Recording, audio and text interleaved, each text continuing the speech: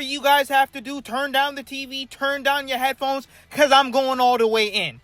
At the end of the day, I'm holding everybody accountable to what they said and to the contracts that they have.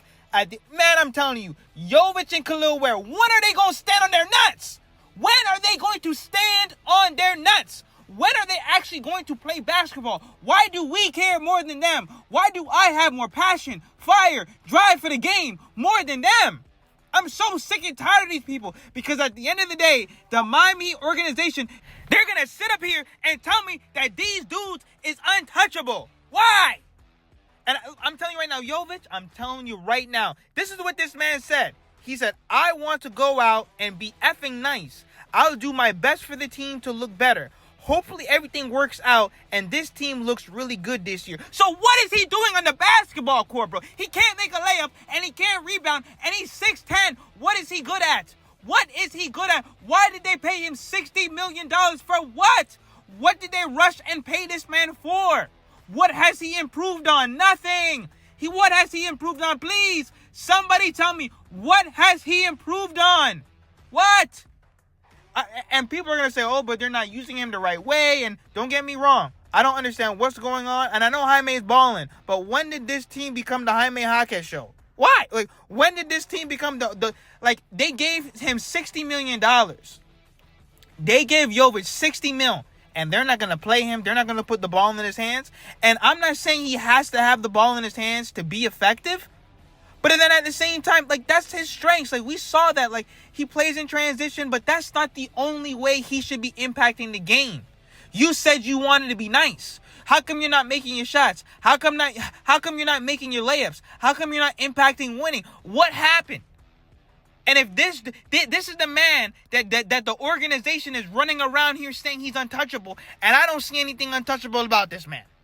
I just don't get it. I'm sorry. You have Nikola Jovic. When he goes overseas and plays Euro basketball, he's over there twerking for his country. He's putting up triple doubles. He's doing everything he can under the sun. He comes to the NBA and he forgets how to play ball. People want to blame Spo. People want to blame the system. This system that we're playing actually benefits him.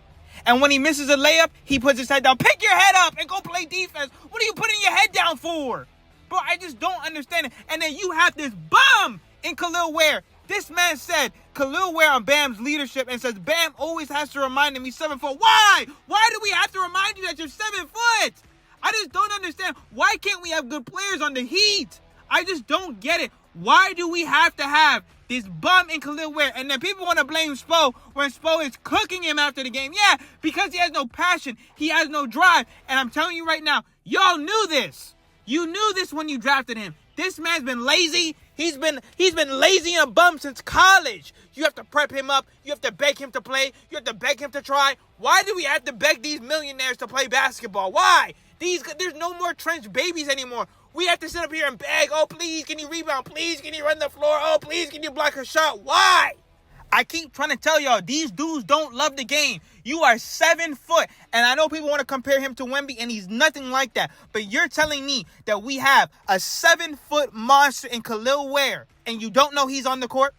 We have a 6'10" Nikola Jovic, and you don't know he's on the court? And I know that this offense is different, and it actually doesn't really help Ware because Ware is better in the pick and roll. But still, there's still no excuse that you're a 7 foot monster and we have no idea that you're on the court.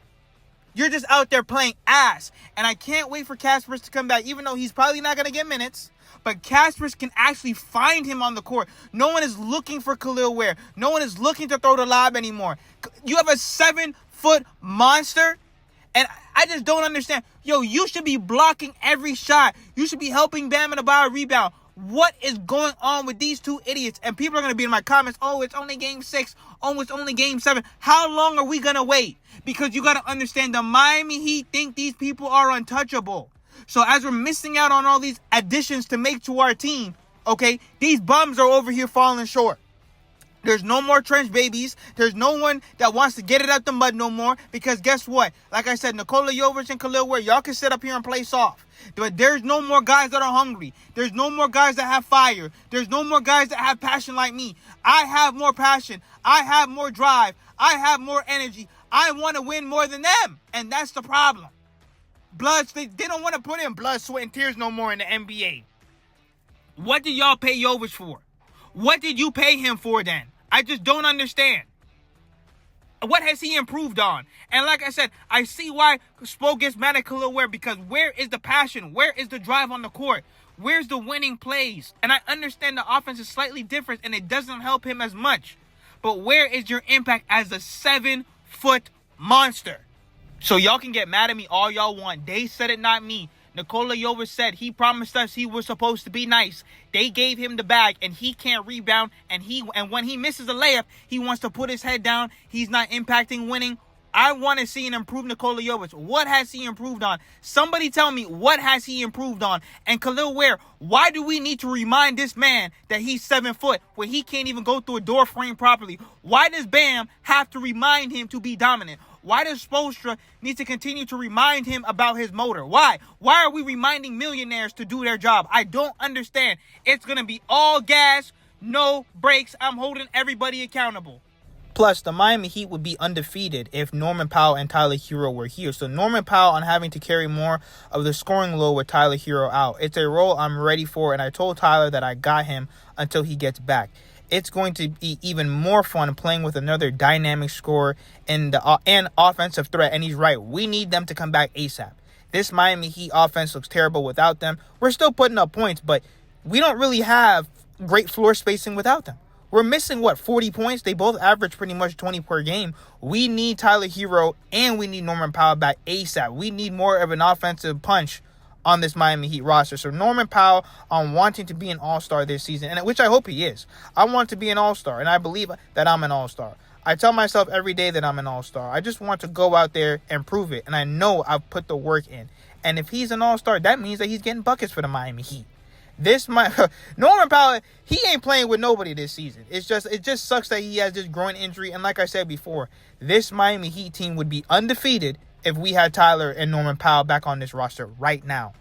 And don't get me wrong, I still have confidence in this team. So Norman Powell on this Heat team this season, we've got a team that doesn't have an ego. It's very selfish and is looking how to get better. Everybody's mindset is on one thing, and that's winning. Of course it is. And like I said, I know that I'm cooking. I know that I'm upset. I know that I'm crashing out. It's just I have high expectations for this Miami Heat team. Now, I fear for the Clippers tonight. Norman Powell on the Clippers, since my exit meeting of last season up until I got traded, they were talking about an extension. They were saying how much they wanted me there.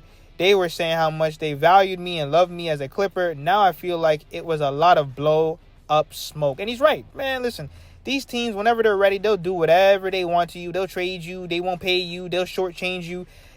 It's always about the franchise first. I am happy that Norman Powell is on the Miami Heat. We could talk about an extension. Let me know if you guys would extend him.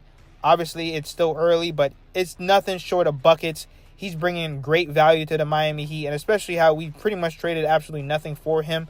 Let me know what you guys think in the comments. Hit that subscribe button, and thank you for all the support.